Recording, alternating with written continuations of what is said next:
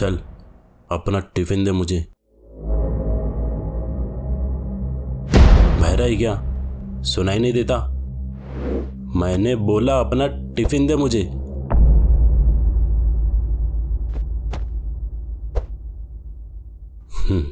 Sandwich.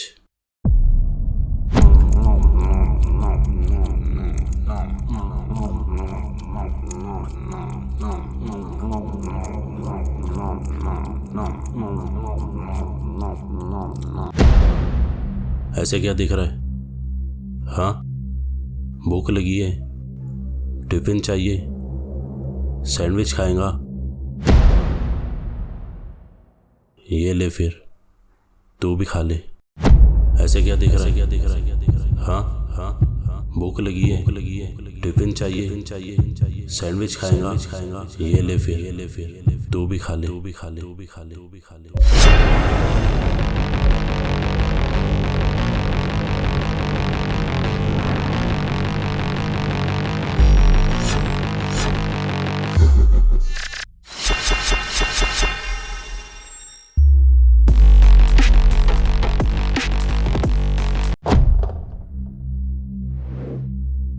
ये ले तेरा टिफिन।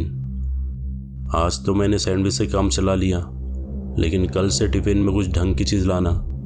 समझा क्या?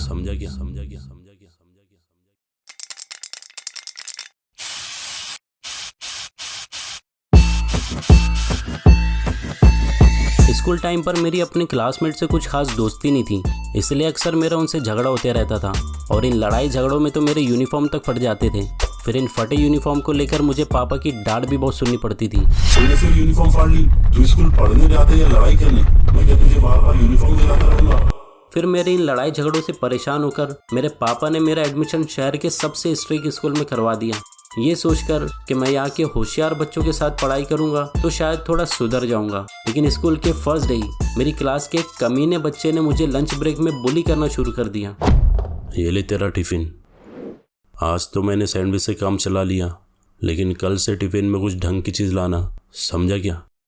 उस टाइम मेरा मन तो कर रहा था कि मार के उसका कचुम्बर बना दूं, लेकिन एडमिशन के टाइम पापा ने मुझे बड़े प्यार से समझाया था, बेटा इम्फ्रे, मैंने तेरा एडमिशन दूसरे स्कूल में तो करवा दिया है, लेकिन अगर तूने वहाँ किसी से लड़ाई की या तेरी स्कूल से कोई भी कंप्लेन आई तो मैं अब तुझे सीधे बोर्डिंग स्कूल में डाल दूंगा। समझा क्या? अब अपने घर से दूर बोर्डिंग स्कूल कौन पढ़ाई करने जाएगा?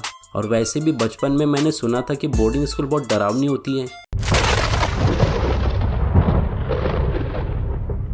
और मैंने तो ये भी सुना था कि वहाँ रात को डरावनी आत्माएं भी घूमती है जो वहाँ पढ़ने वाले बच्चों को अपने वश में कर लेती है। तो बोर्डिंग स्कूल के डर और पापा की धमकी की वजह से मैंने उस बुली से लड़ाई नहीं की, बल्कि टिफिन उठाकर मैं चुपचाप अपने बेंच पर जाकर बैठ गया। लेकिन वहाँ बैठकर मुझे बहुत ही एम्बैरेसिंग फील हो रहा था, क्योंकि लाइफ में पहली बार मेरी इतनी बड़ी इंसल्ट हुई थी। उस टाइम तो ऐसा लग रहा था जैसे मैं स्कूल नहीं बल्कि किसी जेल में सज़ा काटने आया हूँ।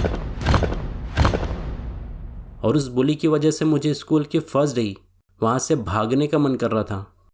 लेकिन फिर मेरे बेंचमेट ने मुझसे बोला, तू उस बुली की ज़्यादा टेंशन मत ले, आज तेरा स्कूल का फर्स्ट डे इसलिए वो तुझे परेशान कर रहा है, कल से वो तुझे परेशान नहीं करेगा।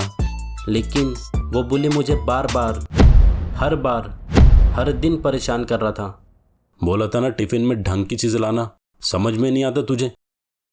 वो स्कूल में मैं नया था और वहाँ मेरे कोई दोस्त भी नहीं थे, इसलिए मुझे कोई बुली से बचाने भी नहीं आ रहा था, और इसी बात का फ़ायदा उठाकर वो मुझे रोज़ परेशान कर रहा था। लेकिन एक दिन मुझे बुली से मार खाता देखकर मेरे बेंचमेट को बुली पर गुस्सा आ गया। बस बहुत हो गया, तो उसे बार बार परेशान करना बंद कर दे, वरना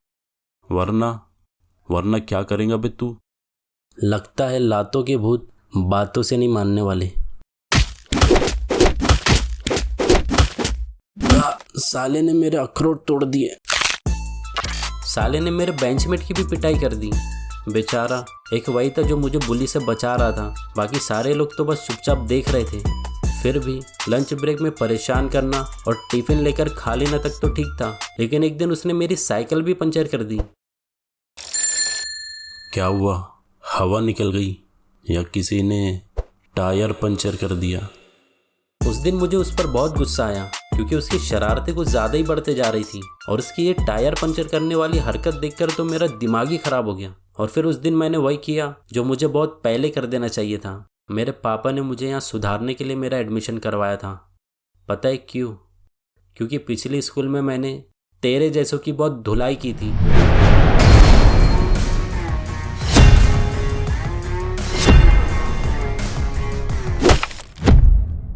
अगर अब तूने मुझे परेशान किया या मेरी साइकिल को हाथ भी लगाया तो क्या करेंगे बे तू? लोग सुधरने ही नहीं देते।